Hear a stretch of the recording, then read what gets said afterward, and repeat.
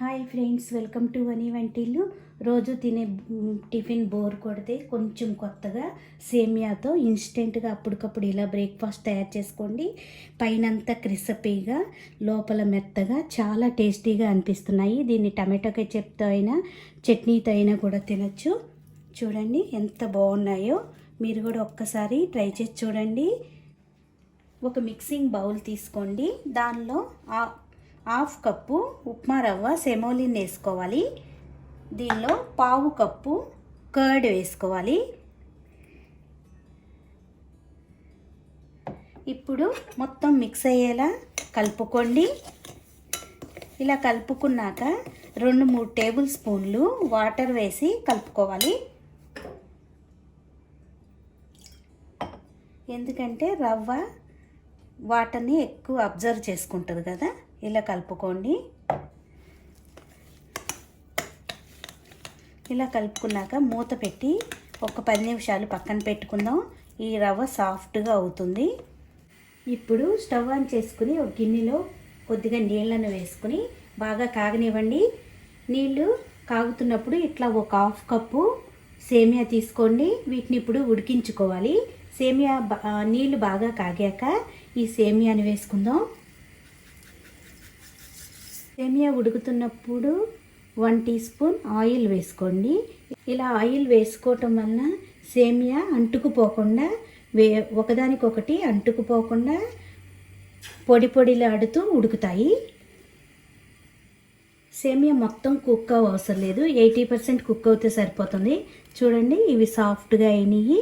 ఇలా ఉడకంగానే 80% మనం ఇప్పుడు స్టవ్ ఆఫ్ చేసుకుని ఈ వాటర్ని అంతా తీసేసి ఈ సేమియా ఒక బౌల్లో వేసుకుందాం. ఇలా 10 నిమిషాలు నానిన తర్వాత చూడండి మనకి రవ్వ సాఫ్ట్గా అయ్యింది. దీనిలో ఇప్పుడు ఉడికించుకున్న సేమియాని వేసుకోవాలి. హాఫ్ టీ స్పూన్ జీలకర్ర వేసుకోండి. మీ స్పైస్ని బట్టి పచ్చిమిరపకాయలు వేసుకోండి. నేను ఇట్లా ఒక పచ్చిమిరపకాయని ఇలా సన్నగా ముక్కలు కోసి వేస్తున్నాను. 1 ఇంచి అల్లాన్ని ఇలా సన్నగా ముక్కలు కోసి వేస్తున్నాను. ఒక చిన్న ఉల్లిపాయని ఇలా ముక్కలు కోసి వేసుకోండి. మీ దగ్గర కొత్తిమీర ఉంటే కొత్తిమీర, కరివేపాకు ఏది ఉంటే అది ఇలా సన్నగా ముక్కలు కోసి వేసుకోండి. నేను ఇట్లా కరివేపాకు వేస్తున్నాను. ఇప్పుడు మీ దగ్గర ఇంట్లో ఏ కూరగాయలు ఉంటే వాటిని వేసుకోవచ్చు. నేను ఇట్లా 1 టీ స్పూన్ పచ్చి బఠానీని, 1 టేబుల్ స్పూన్ క్యాప్సికమ్ ముక్కలు, 2 టేబుల్ స్పూన్లు క్యారెట్ తురుము వేస్తున్నాను. దీనిలో 1 టేబుల్ స్పూన్ బియ్యపిండి వేస్తున్నాను బైండింగ్ కోసం. మీ దగ్గర బియ్యపిండి అవైలబుల్ లేదు అనుకుంటే ఉడికించుకున్న అన్నాన్నైనా 1 టేబుల్ స్పూన్ వేసుకోవచ్చు. ఇప్పుడు వీటన్నిటిని మొత్తం మిక్స్ చేసుకోవాలి. రుచికి తగినంత ఉప్పును వేసుకుని ఇప్పుడు మొత్తం కలుపుకోండి. స్పూన్తో మిక్స్ అవ్వకపోతే చేత్తో అయినా కలుపుకోవచ్చు. చూడండి మీకు మరీ పిండి గట్టిగా ఉంది అనిపిస్తే 1 టేబుల్ స్పూన్ వాటర్ వేసి కలుపుకోండి. పిండి మరీ గట్టిగా కాకుండా మరీ పలసగా కాకుండా ఉండాలి. అలా ఉండేట్టు మీరు దానికి తగ్గ వాటర్ని వేసుకుని కలుపుకోండి.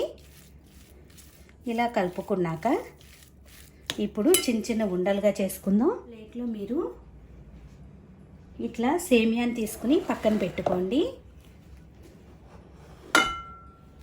ఇప్పుడు మనం కలుపుకున్న పిండిని చేతికి మీరు కొద్దిగా ఇట్లా ఆయిల్ని రాసుకుని చిన్న ఉండలాగా తీసుకుని మరీ మందంగా కాకుండా మరీ పల్స్గా కాకుండా ఉండేట్లు తీసుకోండి. చూడండి ఇలా రౌండ్గా చేతి మీద ఆయిల్ రాసుకుని ఇలా ఒత్తుకోండి.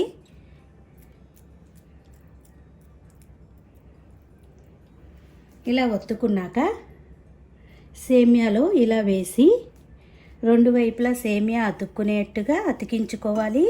రౌండ్ షేప్గా ఉండేట్టుంటే చూడటానికి కూడా బాగుంటుంది. ఇలా అతికించుకొని పక్కన పెట్టుకోండి. తయారు చేసుకున్నాక స్టవ్ ఆన్ చేసుకుని ఒక బాండీ పెట్టుకోండి. వీటిని షాలో ఫ్రై చేసుకోవాలి. అంటే ఎక్కువ ఆయిల్ వేసుకోకుండా 2-3 టేబుల్ స్పూన్ ఆయిల్ వేసుకోండి. ఆయిల్ ప్యాన్ అంతా స్ప్రెడ్ అయ్యేలా ఇలా చూసుకోండి. ఇప్పుడు ఆయిల్ వేడయ్యాక మనం తయారు చేసుకునే వీటిని ఇలా మనకి ప్యాన్కి ఎన్ని పడితే అన్ని వేసి వేయించుకోవాలి. ఇట్లా అన్నీ వేసుకున్నాక మీడియం ఫ్లేమ్లో మాడకుండా వేయించుకోవాలి రెండు వైపులా. ఒకవైపు వేగాక రెండో వైపు తిప్పుకుందాం. ఇలా రెండు వైపులా క్రిస్పీగా వేయించుకోవాలి.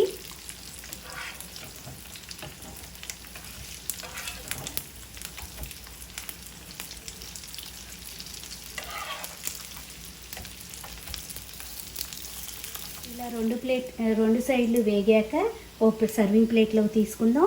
మిగతా అన్నీ కూడా ఇదే విధంగా వేయించుకుని పక్కన పెట్టుకుందాం.